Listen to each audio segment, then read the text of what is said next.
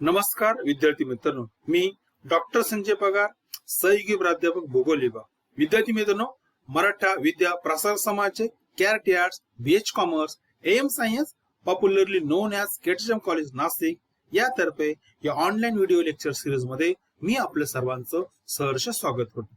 विद्यार्थी मित्रांनो, आजच्या तासाला आपण FYBA या वर्गातील सेमिस्टर 2 चा जो पेपर आहे ह्युमन जॉग्राफी म्हणजेच मानवी भूगोल, याचं प्रकरण क्रमांक पहिले जे आहे इंट्रोडक्शन टू ह्युमन जॉग्राफी म्हणजेच मानवी भूगोलाचा परिचय, याला आपण सुरुवात करणार आहोत. आणि विद्यार्थी मित्रांनो, या पहिल्या प्रकारामध्ये जो पहिला उपघटक आहे मानवी भूगोलाची व्याख्या, यावर विशेषतः आज आपण चर्चा करणार आहोत. विद्यार्थी मित्रांनो, आपल्याला सर्वांना माहिती आहे की मागच्या तासाला आपण मानवी भूगोलाचा अभ्यासक्रम समजून घेतला आणि आज आपण जे पहिलं प्रकरण सुरू करणार आहोत त्यामध्ये 3 महत्वाचे घटक आहेत. एक आहे मानवी भूगोलाची त्या ठिकाणी व्याख्या आहे, त्याच्यानंतर मानवी भूगोल स्वरूप आहे, त्याची व्याप्ती आहे, मानवी भूगोलाची उपशाखा आहेत, तर प्रत्येक शाखाचं महत्व आहे. पण आपण पहिल्या प्रकरणाला सुरुवात करणार आहोत मानवी भूगोलाच्या व्याख्याने या उपघटकांना. सुरुवातीला आपण मानवी भूगोलाची पार्श्वभूमी समजून घ्या. विद्यार्थी मित्रांनो, आपल्याला सर्वांना माहिती आहे भूगोल ही विज्ञानाची अत्यंत महत्वाची शाखा मानली जाते. म्हणजे प्राचीन काळापासून भूगोल या विषयाचा अभ्यास केला जात आहे. विशेषतः मी तुम्हाला आठवणार, रोमन असेल, ग्रीक असेल, या लोकांनी, डच असेल, यासारख्या तज्ञांनी खऱ्या अर्थानं भूगोल विषयाला त्या ठिकाणी सुरुवात केली. नंतरच्या 4थ्या शतकापासून तर आता अलीकडच्या काळात 21व्या शतकापर्यंत आपण आलो आहोत. या काळामध्ये या भूगोलाच्या प्रमुख शाखा ज्या आहेत, मग त्याच्यामध्ये म्हणजे भूगोल हा प्राचीन काळामध्ये विज्ञानाची शाखा होतीच, पण नंतरच्या काळामध्ये यामध्ये बदल झाला. जशी भूगोलाची प्रगती झाली तसतशी भूगोलाच्या उपशाखा तयार होत गेल्या आणि यामध्ये व्यापकता वाढल्यामुळे काय झालं की सविस्तर अभ्यास करण्यासाठी प्राकृतिक भूगोल आणि मानवी भूगोल या 2 शाखा तयार झाल्या. आणि विद्यार्थी मित्रांनो, आपल्याला सर्वांना माहिती आहे की प्राकृतिक भूगोलामध्ये प्राकृतिक पर्यावरणाचा अभ्यास केला जातो, तर मानवी भूगोलामध्ये मानव आणि पर्यावरण यांच्यातला सहसंबंध अभ्यास केला जातो. आणि मी तुम्हाला या ठिकाणी सांगू इच्छितो की 18व्या शतकापासून खऱ्या अर्थानं मानवी भूगोलाच्या अभ्यासाला सुरुवात झाली. अनेक भूगोलकारांनी जाणीवपूर्वक मानवी भूगोलाकडे लक्ष दिलं. मानवी भूगोलामध्ये उपघटक आहे त्यावर त्यांनी अभ्यास केला. आणि विद्यार्थी मित्रांनो, 19व्या शतकामध्ये या विषयाच्या विकासाचा खऱ्या अर्थानं पाया पडला गेला. यामध्ये मुद्दाम मी आवर्जून काही नावं सांगेल त्या ठिकाणी, म्हणजे अलेक्झांडर हॉन हम्बोल्ट असेल, कार्ल रिटर असेल, फ्रिडरिश रॅटझल असेल, यासारख्या भूगोल तज्ञांनी दिलेलं योगदान अत्यंत महत्वाचं आहे. आणि विशेषतः या लोकांनी मानवी भूगोलाचा पाया रचण्याचं कार्य या काळामध्ये केलं. आणि 20व्या शतकामध्ये विद्यार्थी मित्रांनो, खऱ्या अर्थानं मानवी भूगोलाच्या विकासाला गती मिळाली. हा विषय व्यापक झाला. यामध्ये मी काही नाव परत त्या ठिकाणी सांगू इच्छितो. फ्रोबेल असेल, अल्फ्रेड हिटलर असेल, यांनी केलेलं काम, यांनी दिलेलं योगदान मानवी भूगोलाच्या विकासामध्ये अत्यंत महत्वाचं मानलं जातं. विद्यार्थी मित्रांनो, यानंतर अमेरिकन काही भूगोल तज्ञ आहे, म्हणजे त्यामध्ये जॉर्ज मार्श असेल, कुमारी एलन सॅम्पल असेल, ग्रिफिथ टेलर असेल, रिचर्ड हॉर्नशॉन असेल, कार्ल सॉयर असेल, ईशा बोमेन असेल, यासारख्या भूगोल तज्ञांनी केलेल्या लिखाणामुळे, दिलेल्या योगदानामुळे, त्यांनी केलेल्या संशोधनामुळे खऱ्या अर्थानं मानवी भूगोलाचा विकास झाला. या ठिकाणी असं म्हटलं तर वावगं ठरणार नाही. विद्यार्थी मित्रांनो, या ठिकाणी गोष्ट मुद्दा मी तुम्हाला सांगू इच्छितो की मानवाचे आर्थिक असेल, सामाजिक असेल, सांस्कृतिक असेल, राजकीय, या सर्व घटकावर, म्हणजे हे पैलू आहेत. मानवाचे आर्थिक घटक असेल, मानवाचे आर्थिक जीवन असेल, मानवाचं सामाजिक जीवन असेल, मानवाचं सांस्कृतिक जीवन असेल, मानवाचं राजकीय जीवन असेल, या संपूर्ण जीवनावर विद्यार्थी मित्रांनो मानवाच्या परिसरातील जी भौगोलिक परिस्थिती आहे याच त्या ठिकाणी परिणाम होत असतो. आणि हा परिणाम भौगोलिक दृष्टिकोनातून अभ्यासाचं कार्य मानवी भूगोल करत असतो. कारण काय होतं की ज्यावेळी आपण मानवाचं आर्थिक जीवन म्हणतो ना, त्यावेळेला आर्थिक भूगोल ही त्याची शाखा त्यावर होते. मानवाचं सामाजिक जीवन म्हणतो ना, म्हणजे सामाजिक जी जीवन, समाज रचना जी आहे, समाजाची व्यवस्था जी आहे, समाजाच्या रीतिरिवाज जे आहे, याच्यावर सुद्धा विद्यार्थी मित्रांनो भौगोलिक पर्यावरणाचा परिणाम होत असतो. विशेषतः मानवाचं सांस्कृतिक जीवन आहे याच्यावर परिणाम होत असतो, मानवाच्या राजकीय जीवनावर परिणाम होतो. याच्यातूनच मानवी भूगोलाची उपशाखा, म्हणजे आर्थिक भूगोल असेल, सामाजिक भूगोल असेल, सांस्कृतिक भूगोल असेल, राजकीय भूगोल असेल किंवा वेगवेगळ्या प्रकारच्या शाखा आहे, या सर्व शेती भूगोल असेल, त्या ठिकाणी विपणन भूगोल असेल, साधन संपदा भूगोल असेल, लोकसंख्या भूगोल असेल, वसाहत भूगोल असेल, या अनेक शाखा तयार झाल्या. म्हणजे जसजसं मानव आणि पर्यावरण याच्यातील सहसंबंध, त्याची व्यापकता अभ्यासला गेली, त्याच अर्थानं मानवी भूगोलाचा विकास होत गेला. विद्यार्थी मित्रांनो, या ठिकाणी आता आपण ज्या व्याख्या पाहणार आहोत, पहिली व्याख्या अत्यंत महत्वाची, ती म्हणजे फ्रेडरिश रॅटझन यांनी केली 1982 मध्ये. व्याख्या खूप सोपी आहे की मानवी जीवनावर परिणाम करणाऱ्या पर्यावरणाच्या घटकांचा अभ्यास म्हणजे मानवी भूगोल. आता विद्यार्थी मित्रांनो, मानवी जीवनावर जेव्हा तुम्ही मानवाचं जीवन अभ्यासताना तेव्हा तुमच्या लक्षात येईल की या जीवनावर ते मानव ज्या परिसरात राहतो त्या परिसरातील पर्यावरणाचा परिणाम होत असतो, आणि हा परिणाम ज्या विषयामध्ये अभ्यासला जातो त्याला मानवी भूगोल असं म्हणतात. ही अत्यंत सोपी व्याख्या आहे. दुसरी एक महत्वाची व्याख्या हंटिंग्टन यांनी 1920 मध्ये केली.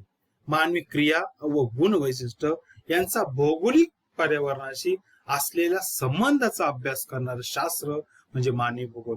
बघा विद्यार्थी मित्रांनो, या ठिकाणी दोन गोष्टी महत्वाच्या, मानवी क्रिया व गुण वैशिष्ट्य या दोन्हींचा आणि भौगोलिक पर्यावरणाचा यांच्यामध्ये एक सहसंबंध आहे. मानवाच्या क्रिया घडत असतात ना, या क्रिया घडत असताना मानवाचे गुण वैशिष्ट्य यावर नक्कीच मानव ज्या प्रदेशात राहतो तिथल्या भौगोलिक पर्यावरणाचा परिणाम होत असतो, आणि हा अभ्यास ज्या विषयात केला जातो त्याला आपण मानवी भूगोल असं म्हणतात. ही दुसरी व्याख्या. तिसरी महत्वाची व्याख्या आहे कुमारी ॲलन सॅम्पल यांनी. मानवी भूगोल म्हणजे काय? अस्थिर कृती व कृतिशील मानव यांच्यातील बदलत्या संबंधाचा अभ्यास म्हणजे मानवी भूगोल. विद्यार्थी मित्रांनो, या ठिकाणी परत दोन गोष्टी महत्वाच्या. अस्थिर पृथ्वी म्हणजे अस्थिर पृथ्वी हा घटक एका प्रकारे प्राकृतिक पर्यावरणाचा, भौगोलिक पर्यावरणाचा प्रतीक आहे. दुसऱ्या बाजूला कृतिशील मानव म्हणजेच मानवाच्या क्रिया, मानवाच्या प्रतिक्रिया, त्या ठिकाणी मानवी जीवन. ज्यावेळी आपण अस्थिर पृथ्वी आणि कृतिशील जीवन या दोघांच्या सहसंबंधाचा, म्हणजे हे सहसंबंध बदलत जातात काळाच्या ओघामध्ये. तुम्ही अश्मयुगापासून बघा, प्राचीन युगामध्ये, मध्ययुगीन काळामध्ये, आधुनिक काळामध्ये किंवा अलीकडच्या पण 21व्या शतकाकडे आपण जात आहोत. म्हणजे पूर्वीपासून तर आजपर्यंत म्हणजे अस्थिर पृथ्वी आणि मानव यांच्यामधले सहसंबंध बदलत गेले, आणि या बदलत्या सहसंबंधाचा अभ्यास भूगोलाच्या ज्या उपशाखेमध्ये केला जातो त्याला आपण मानवी भूगोल असतो. म्हणून ही व्याख्या खूप महत्वाची मानली जाते. त्याच्यानंतर आणखी एक व्याख्या आहे की दमाजिया यांनी 1942 मध्ये व्याख्या केली. मानवी समूह व समाज यांचे नैसर्गिक पर्यावरणाशी असलेले संबंध अध्ययन करणारा विषय म्हणजे मानवी भूगोल. अध्ययन म्हणजेच काय? अभ्यास करणं त्या ठिकाणी. आणि या ठिकाणी दोन घटक आहेत. एक मानवी समूह व समाज हा एक घटक झाला, आणि दुसरा घटक आहे नैसर्गिक पर्यावरण, की ज्या पर्यावरणाची निर्मिती निसर्गाने झाली आहे त्याच्या निर्मितीमध्ये मानवाचा सहभाग काहीच नाही. मग मानवी समूह किंवा समाज, एक लक्षात घ्या विद्यार्थी मित्रांनो, की कुठेही कोणत्याही जगामध्ये जर समाज व्यवस्था तुम्ही अभ्यासली तर त्यांच्या रीतिरिवाज आहे, त्यांची संस्कृती आहे, सण आहे, उत्सव आहे, यामध्ये त्यांची चालीबोली, रीतिरिवाज, पेहराव, त्यांचा पोशाख, सर्वांमध्ये तेथील नैसर्गिक पर्यावरण सहभाग आपल्याला दिसतो. आणि त्यामुळं नैसर्गिक पर्यावरणानुसार त्यांच्यातली वर्तन त्या ठिकाणी घडत असतं, त्यांच्या क्रिया प्रक्रिया घडत असतात. आणि म्हणून याचा अभ्यास, सविस्तर आणि शास्त्रीय अभ्यास ज्या विषयात केला जातो त्याला आपण मानवी भूगोल असं म्हणतो. हे एक लक्षात ठेवा. आणखी काही व्याख्या आहे मानवी भूगोलाची. या संपूर्ण व्याख्या जर आपण डोळ्यासमोर घेतल्या ना विद्यार्थी मित्रांनो, वेगवेगळ्या तज्ञांनी केले, भूगोलकार असेल, इतर काही तज्ञ असेल, यांच्या व्याख्या आपण डोळ्यासमोर घेतल्या तर आपल्याला एक दोन एकदम कॉमन आणि सोप्या व्याख्या सांगता येतात. त्यातली पहिली व्याख्या मी तुमच्या डोळ्यासमोर ठेवतो. मानवाने त्याच्या नैसर्गिक पर्यावरणाशी केलेल्या समायोजनाचा भौगोलिक अभ्यास म्हणजे मानवी भूगोल. किती छान व्याख्या आहे बघा. त्या ठिकाणी सहज तुम्हाला समजेल की मानवाचे त्याच्या नैसर्गिक पर्यावरणाशी केलेले समायोजन होय, याचा भौगोलिक अभ्यास बघा. विद्यार्थी मित्रांनो, परत एक सांगतो की मानव आणि त्याच्या जवळचं नैसर्गिक पर्यावरण. आणि बघा, मानव हा निसर्गामध्ये वेगवेगळ्या घडामोडी घडत असतात, निसर्ग चक्र बदलत असतात, प्राकृतिक घटक असेल किंवा हवामान असेल किंवा नदी असेल, पर्वत असेल, पठार असेल, अरण्य असेल, सागर असेल, महासागर असेल, याच्यामध्ये बदल होत जातो. आणि या बदलानुसार माणूस त्या नैसर्गिक पर्यावरणाशी आपल्या गरजा पूर्ण करत असताना, आपले व्यवसाय करत असताना त्या ठिकाणी अन्न वस्त्र निवारा असेल, या गरजा पूर्ण करत असेल, त्या ठिकाणी आपले प्राथमिक व्यवसाय असेल, द्वितीय व्यवसाय असेल, तृतीय व्यवसाय असेल, इतर व्यवसाय आहे, हे करत असताना विद्यार्थी मित्रांनो निसर्गामध्ये नैसर्गिक घटकामध्ये जो जो बदल होतो त्या बदलाशी माणूस हा त्या ठिकाणी समायोजन करत असतो आणि याचा अभ्यास ज्या भूगोलात केला जातो त्याला मानवी भूगोल असं म्हणतात. विद्यार्थी या ठिकाणी तुम्हाला आणखी एक उदाहरण मी सांगतो की समायोजन करतो म्हणजे काय.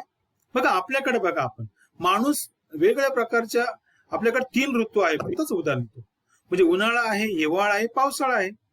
बघा आपण भारतामध्येच राहतो पण प्रत्येक ऋतूमध्ये विद्यार्थी मित्रांनो आपला आहार जो आहे आहार बदलतो, आपला त्या ठिकाणी आपले पोशाख बदलतो. बघा आपण थंडीमध्ये आपण सर्वसाधारणपणे गरम स्वेटर आहे किंवा लोकरीचे वस्त्र आपण घालतो. या उलट उन्हाळ्यामध्ये आपण काय करतो, जस्ट गरम होतं, टेम्परेचर वाढतं, त्यावेळी आपण सुतीचे कपडे घालतो, व्हाईट रंगाचे कपडे घालतो त्या ठिकाणी. आणि पावसाळ्यामध्ये आपण छत्रीचा वापर करतो, रेनकोटचा वापर करतो. त्याच प्रकारे आपल्या अन्नामध्ये सुद्धा काही बदल होतो त्या ठिकाणी. बघा विशेषतः मी तुम्हाला सांगेन की थंडीच्या काळामध्ये किंवा पावसाच्या काळामध्ये आपण जे अन्न सहज पचेल अशा प्रकारचा आहार करतो. म्हणजे हे याचा अर्थ काय झाला की मानवानं आहार करत असताना, वस्त्र परिधान करत असताना निसर्गातील बदल लक्षात घेऊन त्यानुसार आपलं वर्तन केलंय आणि हाच अभ्यास विद्यार्थी मित्रांनो मानवी भूगोलामध्ये केला जातो. आणखी एक व्याख्या तुमच्या डोळ्यासमोर ठेवतो. मानव व त्याच्या सभोवतालचे पर्यावरण याचा परस्पर संबंध आणि त्यातून निर्माण होणाऱ्या क्रिया प्रतिक्रिया यांचा अभ्यास करणारे शास्त्र म्हणजे मानवी भूगोल. ही व्याख्या विद्यार्थी मित्र अत्यंत परिपूर्ण आहे. म्हणजे आपण या पूर्वीच्या ज्या व्याख्या पाहिल्या त्या व्याख्यांचा सारांश या व्याख्येत आलेला आहे. मानव व त्याच्या सभोवतालचे पर्यावरण, परत तेच आलं जे आपण पहिल्या व्याख्येमध्ये पाहिलं तोच परिस्थिती आहे. या दोघांमधील परस्पर संबंध आणि यामध्ये आणखी एक वैशिष्ट्य महत्वाचं आहे की त्यातून निर्माण होणाऱ्या क्रिया प्रतिक्रिया. म्हणजे माणूस आणि मी आत्ताच समायोजन करतो म्हणजे काय की आपल्या वर्तनामध्ये आपण बदल करतो. म्हणजे मानव आणि त्याच्या सभोवतालचे पर्यावरण याचा परिणाम. विद्यार्थी मित्रांनो या ठिकाणी लक्षात ठेवा की फक्त पर्यावरणाचा मानवावर परिणाम होतो असं नाही, मानवाच्या ज्या कृती आहेत त्याचाही पर्यावरणावर बदल होत असतो. मी तुम्हाला याचं उदाहरण या ठिकाणी सांगेन की माणूस आपल्या गरजा पूर्ण करत असताना, शेतीचा विस्तार करत असताना, काही उद्योग चालू असताना जंगल तोड करत असतो, झाडं तोडत असतो. बघा विद्यार्थी मित्रांनो ही एक क्रिया आहे पण याची प्रतिक्रिया काय आहे, निसर्गावर परिणाम होतो. म्हणजे जलचक्रामध्ये बिघाड होणं किंवा पर्यावरणाचं संतुलन ढासळणं किंवा जैवविविधता कमी होणं, म्हणजे ग्लोबल वॉर्मिंग सारख्या समस्या निर्माण होणं, हवामानात बदल होणं. हा म्हणजे काय की मानवाने म्हणजे अविवेकीपणाने केलेले वृक्षतोड आहे, झाडाची कत्तल आहे, जंगलाखालचं क्षेत्र कमी होणं, याचा विपरीत परिणाम आपल्याला निसर्गामध्ये त्याचं रिफ्लेक्शन दिसत असतं. म्हणजेच काय झालं, मानवाची क्रिया काय झाली या ठिकाणी, वृक्षतोड करणं, प्रदूषण असेल त्या ठिकाणी, ग्लोबल वॉर्मिंग असेल, ओझोनचं क्षय असेल. हे काय आहे की निसर्गावर मानवाच्या वर्तनाचा, अतिरेकी वर्तनाचा, अविवेकी वर्तनाचा होणारा परिणाम या ठिकाणी अभ्यासला जातो त्या ठिकाणी. म्हणजे मानवी भूगोलामध्ये दोन्ही गोष्टी आहेत.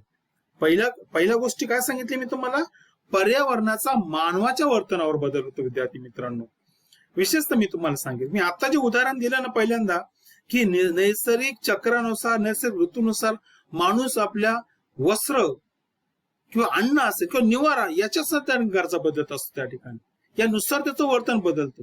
त्याच प्रकारे मानवाचं जे वर्तन आहे याचा निसर्गावर परिणाम होतो. आता मी तुम्हाला सांगितलं पर्यावरण संतुलन असेल, पर्यावरणातील प्रदूषण असेल, जैवविविधतेचा ह्रास असेल त्या ठिकाणी, ग्लोबल वॉर्मिंग असेल, ओझोनचं क्षय असेल, हे काय आहे मानवाच्या वर्तनाचा पर्यावरण होणारा परिणाम. म्हणजे दोन्ही घटक एकमेकावर परिणाम करत असतात. आणि विद्यार्थी मित्रांनो मानवी भूगोल हा दोन्ही प्रकारचा परिणाम अभ्यासत असतं. म्हणून ही अत्यंत परिपूर्ण व्याख्या या ठिकाणी तुमच्या समोर ठेवली आहे. म्हणजे अशा प्रकारे मानवी भूगोलचा विषय आहे, या विषयाचा त्या ठिकाणी आपण बघितलं. आणि विद्यार्थी मित्रांनो पुढच्या तासाला आपण या ठिकाणी आपण सविस्तर अभ्यास करणार आहोत. ते म्हणजे मानवी भूगोल जे आहे, मानवी भूगोलाचं स्वरूप कसं आहे यावर आपण सविस्तर चर्चा करूया. तोपर्यंत मी या ठिकाणी थांबतो. परत भेटूया आपण पुढच्या तासाला. धन्यवाद या ठिकाणी.